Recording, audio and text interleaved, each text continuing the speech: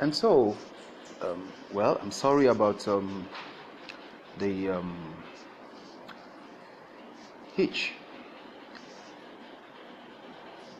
The truth of the matter is that as parents, as teachers, we must wake up. We must guide our young ones in the right direction. They must get the education, yes, and they must be excellent. But you see, they must also have skills to deploy. They must have it. It's not enough to have certificates.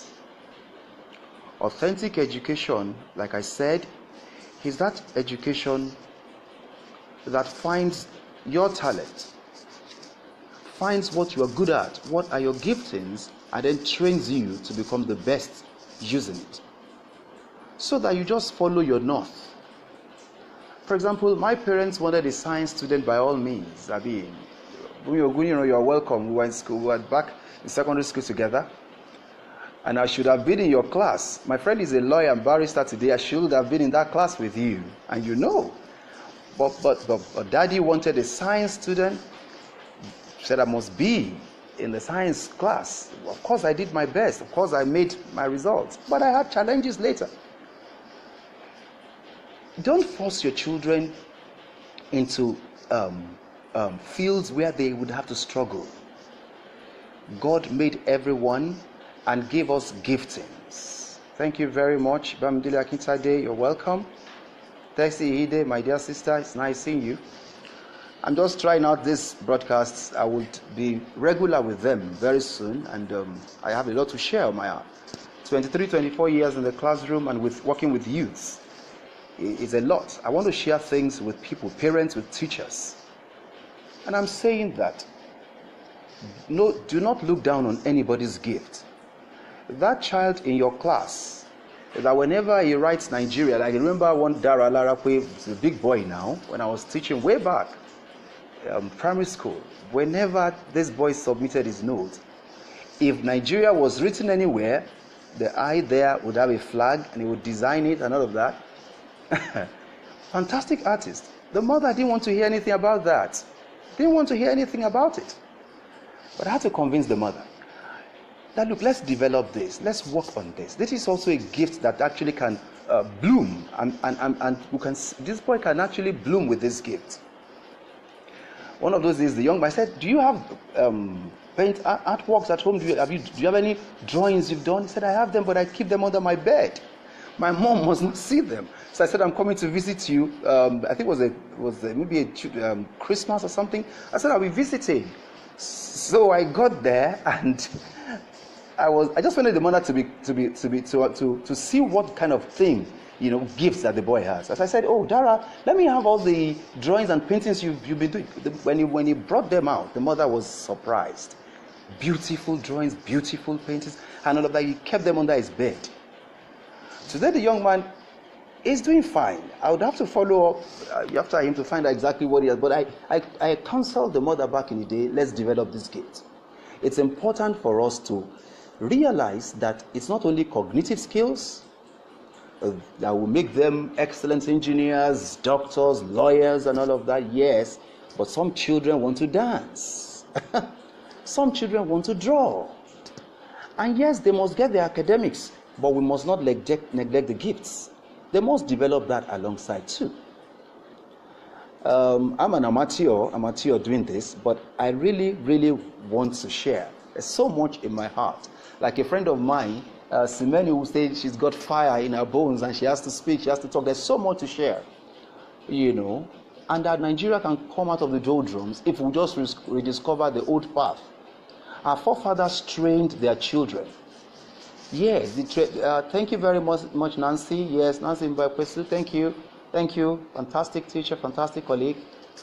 Our forefathers trained our people to have skills so that they're not jobless.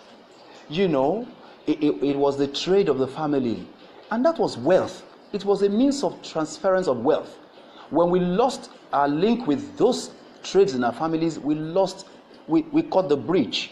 People became poor because they lost the wealth in their family as per knowledge. That's not only money. Wealth is not only about money. A wealth of knowledge, a wealth of skills. I know of a woman here. She's a fantastic person. She's into tie and dye. Mrs. Okudai. She's gone all over the world just with tie and dye and some other things she knows to do. She's from Oshobo. She's a worldwide phenomenon. Just working with what she has. And people talk about the STEM. And I say, well, STEM, STEAM and everything, but then talents and giftings too. We must also look at that. I'm so concerned. Nigeria, we have gotten to where we are today. We have so many graduates with several certificates. People have gotten their PhDs. They're looking for that we want to become drivers with Dangote. Thank God Dangote would employ. And we need to really appreciate Dangote. But with a PhD in your hand, driving trucks, that is not the future we envisage for our children. That is not when our forefathers, when this thing about the Western education came, and I'm really for education, and I'm for Western education, but we must get skills too. We must skill up. We must skill up as a people urgently. It's not only about speaking English. We must skill up. You need a tiler now. You have to get a Togolese to tile. You need somebody who can. Out of these people, we don't have artisans. Again, people who can do things excellently here. We have to source from neighboring West African countries. It's terrible. It is terrible. What is the strength of China? It's not even the oil. We don't have all of that. It's the human resource. It's the human resource. The greatest wealth of this country is in the 190 million people we have, and which we must empower. We must give skills to. We must educate. They must become human resource. We must skill up our people and make them useful, so that they can invest in themselves and they can actually value themselves. We have so devalued people in this country that people have become so devalued by themselves and they devalue others. Because not so much investments of government, not so much investments of themselves in their own lives. I'm so passionate about this area of discussion and really, really want to just start, spark up some fire along this line. What can you place in the hand of that child now as a skill? I mean, come to think of it, look at the musicians. How many universities, give degree programs in music? Where would Wizkid be certified? Where would he have gone to do that in Nigeria? Where would even our two-faced Idibia? He had to leave our university system because he couldn't find relevance to what he wanted to do in life. Sometimes giftedness manifests in truancy. Giftedness manifests in truancy. If the curriculum is not catering for the gifted child may become a truant. We must wake up, because people are gifted and talented in different ways. And we must look for what that child has and then skill them up by way of training in it. And then let them be able to stand on their own so that they're not dependent. We're talking about self-reliance. What is the way into self-reliance? It's about people developing what they have and being able to survive on it and being able to help others with it. And so I'm challenging us today that look into the life of your child. Don't be that father that would beat up all the time because the child is not giving you what is expected in the distinctions. We must get distinctions, but we must also look at the other areas of life. I once taught a particular student whom everybody thought was useless, whom everybody thought, oh, she doesn't have anything to offer. And we realized later, I related closely within ethics. I wanted to know what gift she has. I mean, this is a girl that looked like she's been abused and all of that, and then she's always found in the wrong things because she wasn't doing so fine academically.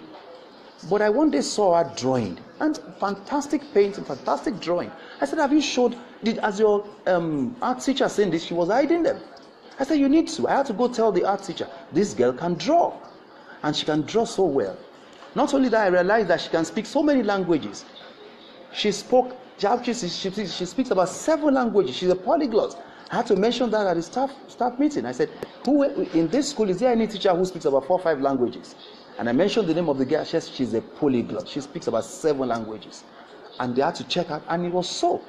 Sometimes we need to find out what is hidden in these children and fan it to flame and help them to soar. That's my challenge today, that for every child, there is something that God has given every child. That gift, we should unearth it, we should find it as parents, as teachers, and we should develop it. We should help them develop it. We should help them develop it to become profitable for them. Let them get the certificates they need, but then we must be a people who are skilled. 190 million people, great human resource, great treasure for Nigeria. God bless this country. Thank you very much. I want to appreciate Akin Benjamin. I want to appreciate Ifelma Taiwo, Nancy Ekweazu, and everybody who's been part of this. It's actually my first broadcast, and I will continue to do this. I have so much to say and so much to share. I guess this second one is a better attempt than the first. So pardon me. I mean, it's a neophyte in broadcast, but it will get better. Thank you very much.